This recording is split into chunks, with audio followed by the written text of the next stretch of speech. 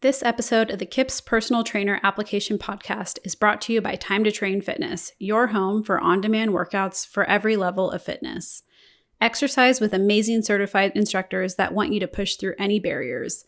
At Time to Train Fitness, you'll find quality workouts across 6 class formats, including indoor cycling, HIIT, bar, yoga, strength training, and dance cardio.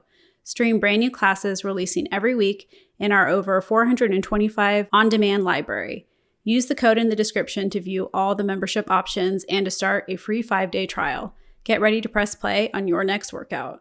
Hey Fit Pros, it's your host Tyler Valencia here. Before we get to this episode, I quickly want to share a free resource we have on the KIPS website and YouTube channel. If you're struggling with your online workouts or just want to see the items that we recommend, check out our virtual training resources page. You'll find breakdowns on streaming setups, reviews on microphones, and other free videos that can help you build your fitness business today. Did I mention they're free? Go check them out at the link in the description or head over to our website to find them under the blog tab.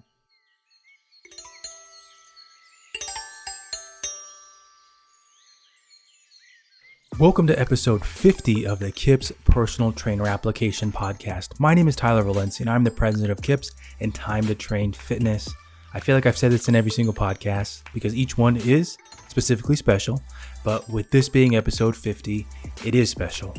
Getting to 50 episodes is an achievement, and at the same time with the analytics that we've seen over 50 episodes, it's awesome. It makes us as a team, it's very humbling to see how many people enjoy the podcast, listen to the podcast, share the podcast, and you'll see even more when I get to the shout outs that it's amazing to see across the world our reach. And so thank you all the listeners for getting us to episode 50 and for continuing to listen, share it, and all that great stuff. Like I mentioned, we're doing things different. There actually isn't a guest on for today. I'm just going to chat for a little bit. So the rundown of this episode, I'm going to chat a little bit about why this podcast started, briefly go through a couple of things that I learned through podcasting, give some shout outs in terms of top cities and top countries, provide some marketing tips to hopefully help you going into 2022. And then I'm going to finish with 3 audio clips from a few of the podcast episodes from the last few months. So why was this podcast started? Really, for marketing purposes. If you've thought about podcasting or you're ready to do podcasting, or maybe you are going on different podcasts that your friends or other industry podcasts that you know of, it's an amazing tool for a business in order to grow organically, tap into their network, but even just to talk. You think about the way that you digest social media, marketing materials, you are looking at new content, and when you see the same stuff over and over, it gets kind of bland. But with a podcast, you can keep it fresh. You can pull new clips. You can get new guests on that help keep the content relevant. So with KIPS, what was decided was to create a podcast, but really try to emphasize application, not just somebody's story throughout the fitness industry.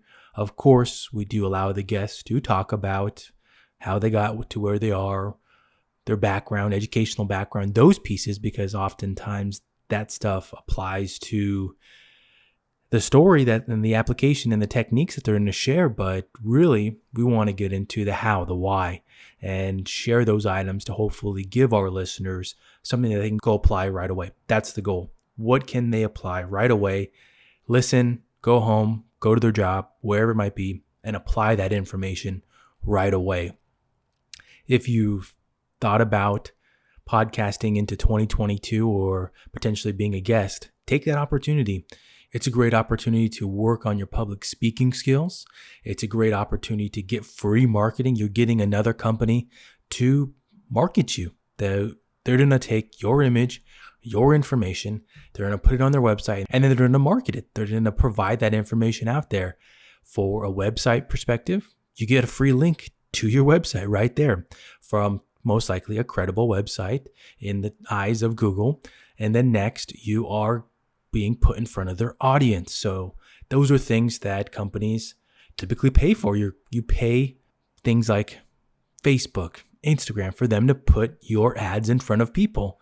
With podcasting, you're putting yourself, your business, in front of that audience for free. So it's a win-win.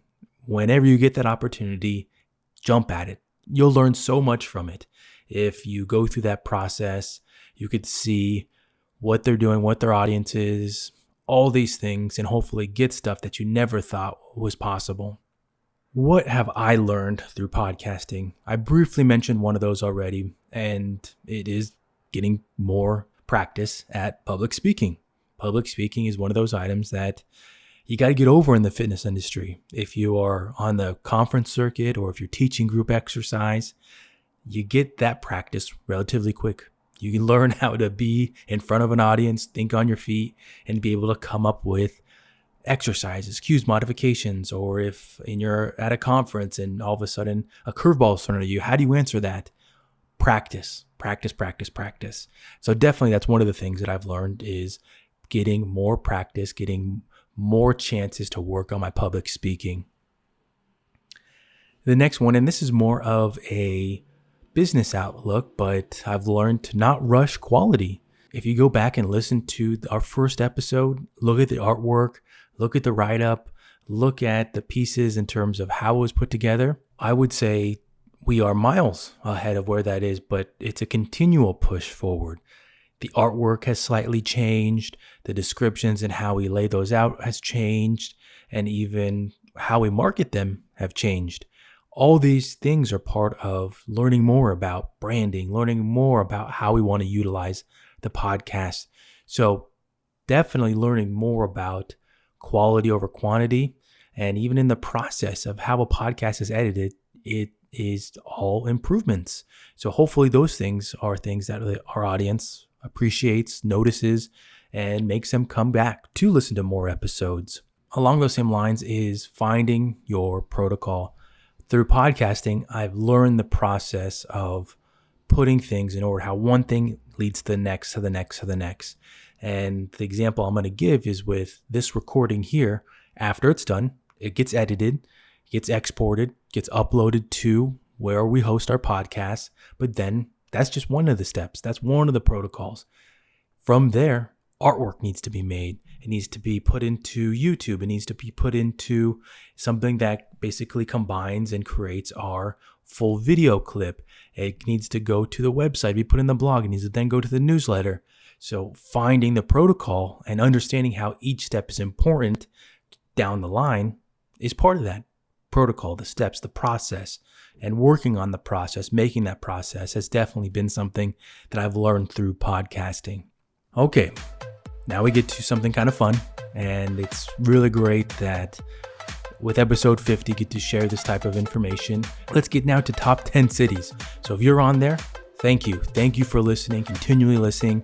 And what would be a great help for this podcast, the KIPS Podcast, is leave us a review on your favorite podcast platform, whether it's Spotify, Apple Podcasts, SoundCloud, Google Podcasts. Leave us a review. That helps get this podcast in front of more people, more fit pros, and hopefully help them down the road. Here we go here. Columbus, thank you. Calgary, Chandler, Phoenix, Henderson, Dublin, Ashburn, Napa, Vernon, and Dubai. Global cities, amazing. Thank you all those cities right there for tuning in again. It's amazing. Just even though I typed this up, looking at it, seeing these cities and knowing that they're across the globe, it's amazing to know that there's people there listening, and hopefully this podcast helps them. Next, let's go to top 10 countries. USA, Canada, UK, Germany, Ireland, the United Arab Emirates, Australia, Taiwan, and France. Awesome. If you're in there, thank you for listening. Keep listening, share it with fellow fit pros, and help us keep growing as we push to 100 episodes. As I started the podcast talking about why it was started and hopefully giving people application techniques, tips that they can utilize right away, this is that part of it for the episode. They're going to be coming from me, not from the guest, so a little different than what you're used to if you're one of our usual listeners. But I'm going to give you 3 marketing tips to help you in 2022. The first one, And I'm a big man about basics, fundamentals, getting these items down. But it's get your fundamental branding down. Get your logo, your colors, your fonts. Do you know where those are, those files? Are they in different formats, PNG, PDF, JPEG? Do you have all those ready? Can you utilize them quickly? Do you have them so you can put them on different images, videos, making all that stuff branded with your colors, your fonts, all those types of things? With being an entrepreneur, with owning your own business, you learn that you need to have a branding kit. And hopefully, if you have not made one yet, this motivates you to, and you can see why it helps down the line. But a branding kit will typically have your logo, your colors, your fonts, so that you can use those across the board. Do you know what your font is? And I'm going to give you a tool that I utilize every single day, because it's that useful. Canva. I'm going to drop a link to it in the description so that you can utilize it, check it out, sign up if you want. You can definitely use the free version. I use the pro version because I use it on a daily basis, and it's that necessary for my business. But in there, if you don't know what your colors are, if you don't know what your RGB are, figure those out so that you can put them in there and you can continually use them so that you're not just using random colors or what you like that day or that week. Use the same stuff. What you see on your website matches your social media marketing. These are things that are fundamentals that getting that rhythm down can then propel you forward. Once you solidify those, now you can move on to harder things. How can I then make my videos better? How can I make my images better? Well, but first, start at the beginning. Get your fundamental branding down. Number 2 now, and this is hopefully one that you've already thought about, but use equipment you bought for online workouts to make social media content. It might seem like a no-brainer, but hopefully you have this equipment. You maybe invested in tripods, lights, a nicer camera, microphones, all things that content creators already utilize. If you are on social media and you're already comparing yourself, you're looking at all these people on Instagram, you're like, oh my goodness, like how do they do? They probably have teams. They maybe just have an iPhone, but they take that time to know what settings their iPhone should be in, all the little steps to edit it after, color correcting things, those types of things, small, but make a big difference in the end. So figure out what that equipment is that you purchase, get it ready, use it on a daily basis. You think about it, it's practice too. You can't expect to have this equipment and immediately be good at it, setting up your microphone, setting up your lights. But the more you use it, and if you're using it now for online and you're using it for your social media, it's a win-win. You have it, why not utilize it? On top of that, if there's one thing that hopefully people have learned is that understanding and learning more about social media is good for your business. I got to put the caveat in there that of course there are elements that can cause issues from a business perspective, but it's a necessity.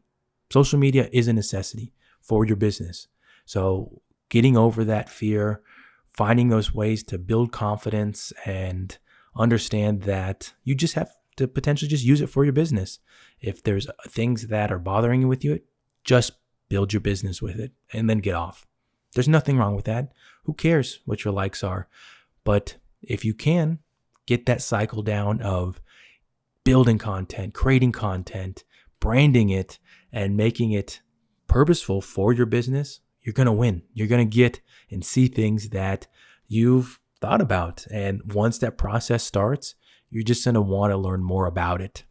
Taking that one step further now is that if you are filming online workouts, you're filming stuff for your members or you're filming stuff for whatever platform you're using, if you have that content and you have that stuff already up in terms of you have your setup, you have your lights, camera already up, make that a day that you're going to film some content for your social media.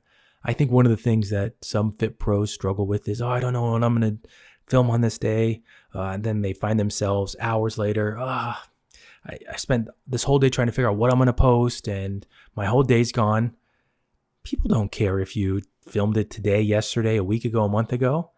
All that matters, in my opinion, is that you're creating consistency. There's so many more beneficial things that you can learn as a fit pro business owner from just getting that consistent rhythm down. Then worry about creating daily content if that's what you want to do.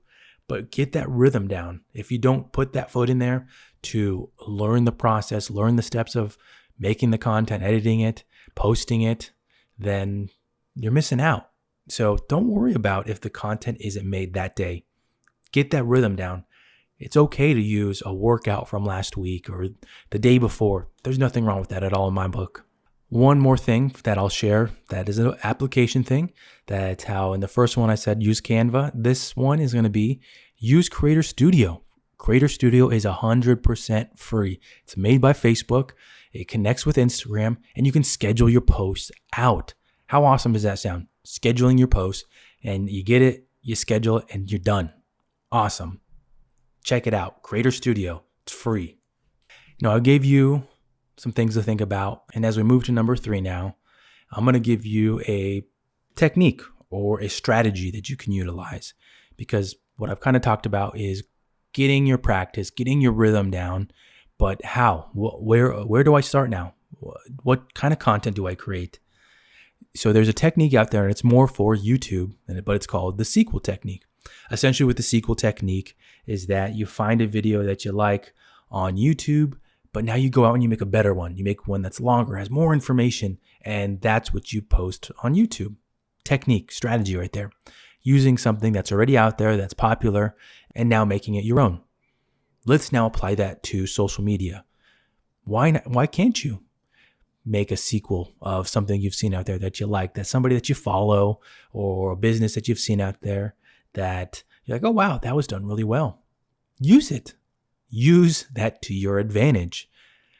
A good one that everybody's probably seen and probably like, oh, if I wouldn't do that, or, that's already been done 1,000 times. But doing basic exercises on Instagram and showing how you cue them, what you want to be doing. There's nothing wrong with starting there. You got to start somewhere. If you've never done anything, why would you start with the hardest exercises or the hardest type of content to make? And why not start at the basics? I'm going to use something that I even heard today, that I'm going to say that, yes, these things are beneficial, and I'm talking about Reels, but everybody's talking about Reels right now. As of December 9th, 2021, Reels. Oh, you got to be making Reels. But Reels take a lot of time. Reels take time.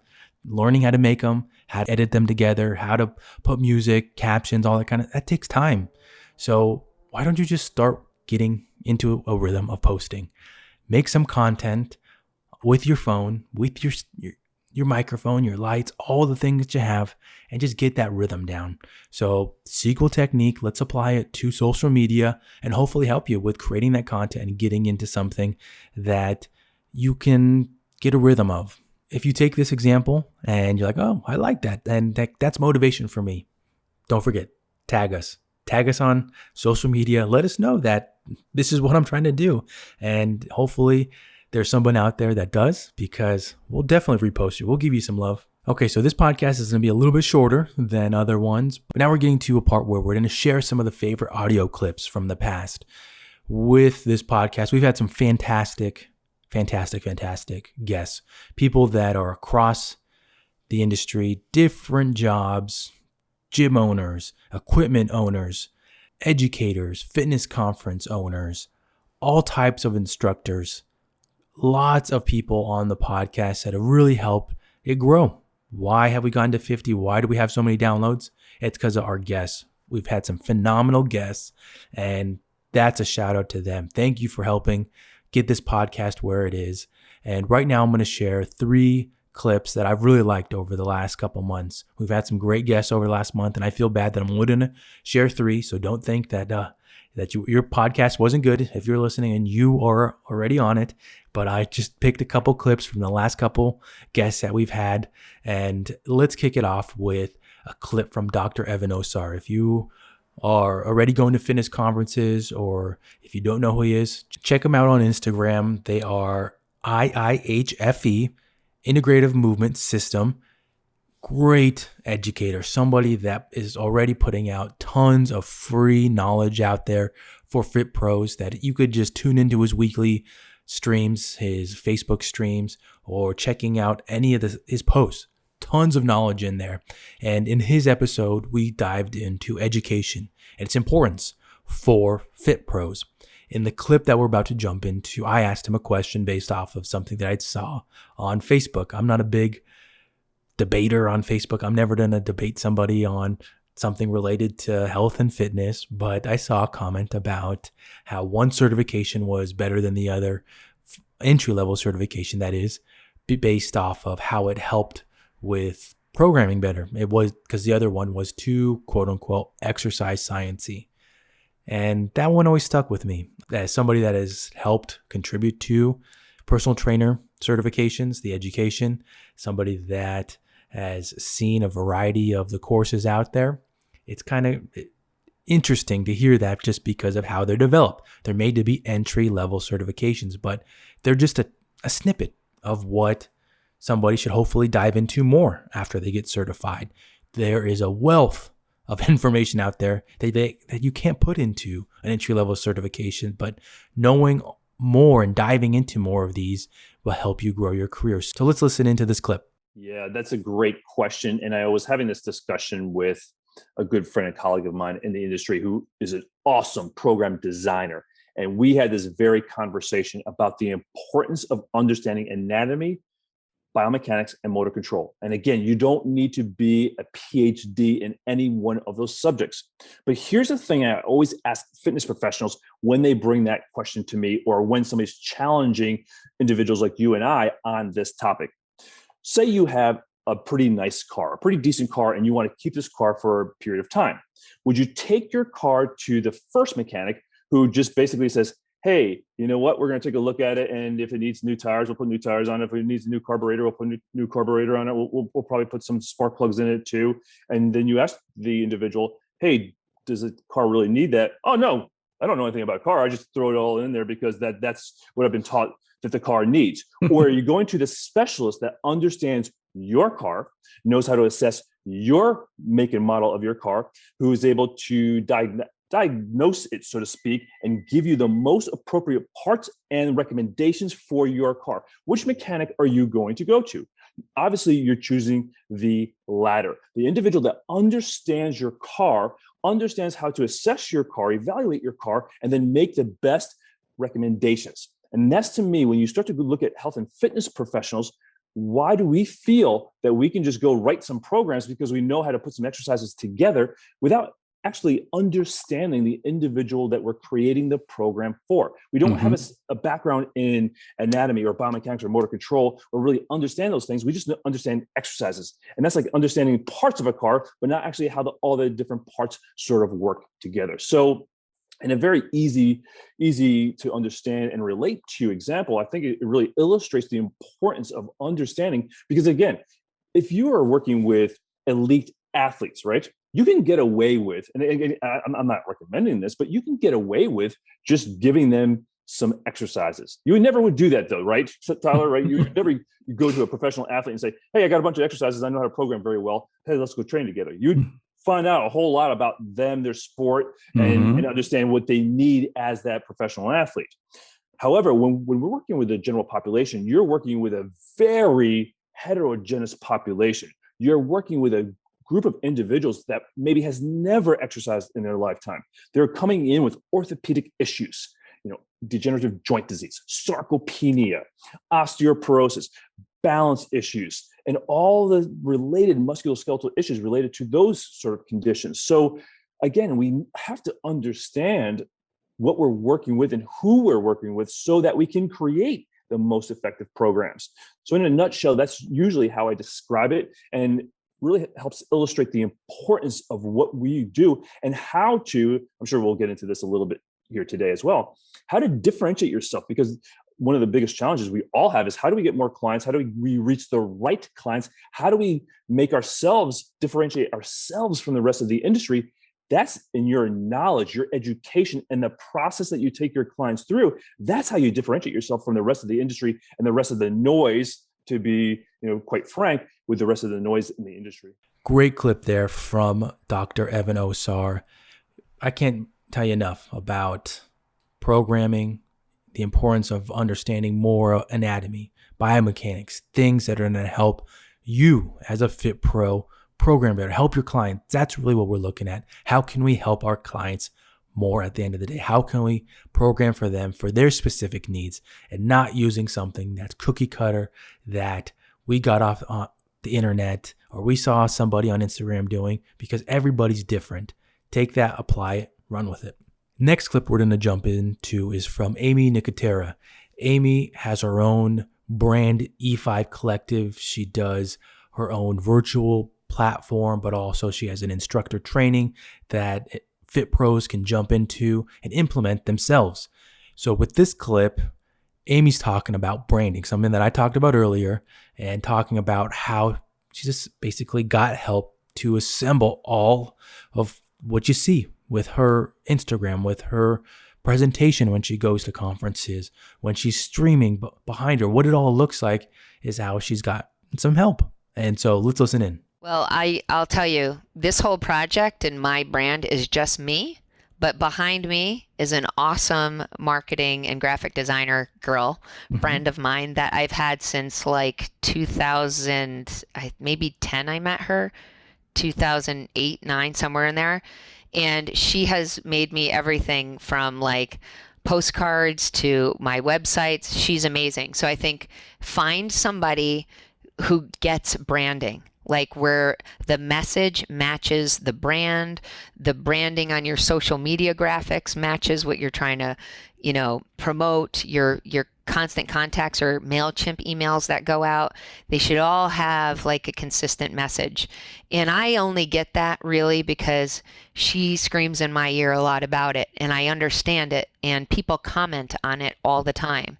And I'm grateful for that. So I think you've got to find yourself a good graphic designer or a good, marketing person. Sometimes some of them do more than one thing in that area, but find yourself somebody good who can help you with that. And it's going to cost you a little bit. You can't expect to have awesome stuff if you don't know how to do it and not pay anybody for it unless you're going to barter maybe services, which is an option, which I would say try to. But I think you have to realize if you want to level up, we don't like to be taken advantage of as trainers. And I think we have to remember some of these other kind of freelance types jobs, like we've got to give due respect to them as well. So I think you've just got to learn like when you got to bite the bullet and pay for something and it pays off. And I know a ton of people try to kind of put their own websites together and then this doesn't work, that doesn't work. Sometimes the effort that you have to put into that's just not your wheelhouse is you're better off just saying, okay, guess what? That's not my jam. And I don't really have time to learn how to program everything or whatever. I'm going to ask for some help. Whereas other things, maybe you can figure out for yourself, like, putting something on an online platform or whatever it is. But I think the important takeaway is get help. Yeah. If you pay for it, get help. If you want to be professional, the people who look professional and are doing bigger things, they're getting it done. And it's not just because they're sitting in their living room by themselves. There's somebody with them, even if it's just one other person in my case, and a team of supporters. Great tip right there from Amy. I can't tell you enough how, as somebody that creates stuff that has helped other companies, if you're looking for free, you're going to get free in terms of what the quality is. You can't expect something to look good when it's free. It's not going to be up to your standard. So paying for it, it's just like when you are a Fit Pro. If somebody wants you to train them for free, but you're a service, you're a business, you're not going to want to do that. Or if you do, you're not going to give it your all. So why would you expect that on the other end? The last clip that we're going to listen to here is from somebody that is from my past in terms of he was my fitness manager, one of my fitness managers when I first entered the industry. And he's one of the best on personal trainer sales. Fantastic. He is a master in it. Just his ability to break it down, but make Fit Pros understand how it's important for walking the club, engaging with members, but making it applicable for an entry-level trainer or even a veteran. He is that good at it. So Mark's going to talk about in this clip a real example that you can utilize for approaching members in a health club. Great question, Tyler. And I'll do is I'll go to a specific example, and these are for sometimes the more bashful trainers, at least initially. I think once trainers get more confidence,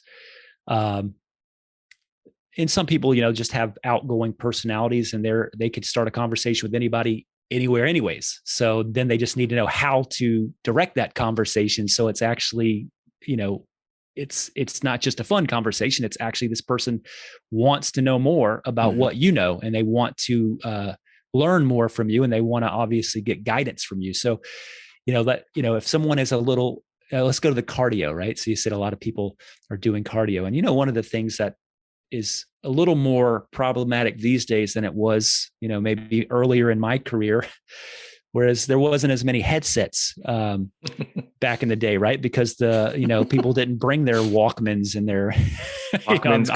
I'm aging myself here, but they were listening to music that was played over the loudspeaker, and of course they were having earbuds and those types of things. It wasn't quite as normal as today. But think about today. I mean, you've got somebody on the cardio, and we know that I would say 8, maybe 9 out of 10 people doing cardio, as a trainer would know, that is educated, realizes that 8 or 9 out of 10 probably are doing more cardio than they should, specific to where they need to be on their total wellness and weight loss goals. They think that the cardiovascular activity is really getting them further than it is. And not to mention that the cardiovascular activity they're doing, they're probably not even doing it at an optimal level, right? They're not even managing their zones. They're not working on their peak aerobic oxidative levels. They're not, pushing themselves on their anaerobic threshold. So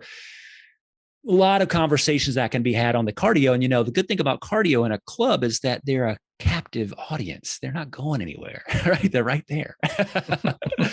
So, one of the things that I've talked to with more trainers that are a little bit more timid, or trainers that aren't, is just to have a little survey to come up and say, hey, hey, Bill, if you don't mind, I know you're getting after it on the step mill here.